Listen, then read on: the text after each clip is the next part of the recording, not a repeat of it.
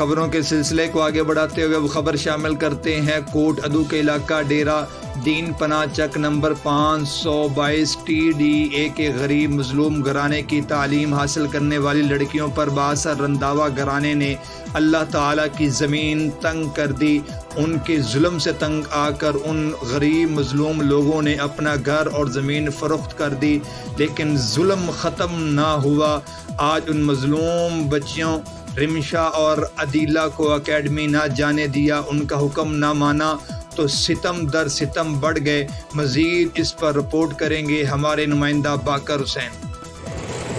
جی بالکل، کوٹدو کے علاقہ دائرہ دین پناہ چک نمبر TDA 522 کے غریب مظلوم گھرانے کی تعلیم حاصل کرنے والی لڑکیوں پر بااثر رنداوا گھرانے نے اللہ تعالیٰ کی زمین تنگ کر دی۔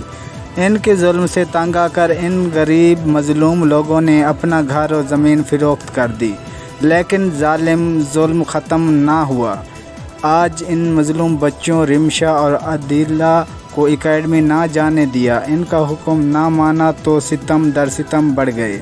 گورنر، وزیر اعلیٰ، IG Punjab, RPO Dera Ghazi Khan, DPO Muzaffar گڑھ سے فوری طور پر انصاف کی اپیل کی ہے، جبکہ راستے پر بھی حل چلا دیے گئے ہیں۔ ظالم بااثر افراد تھانہ دائرہ دین پناہ چک نمبر 522 کے رہائشی ہیں۔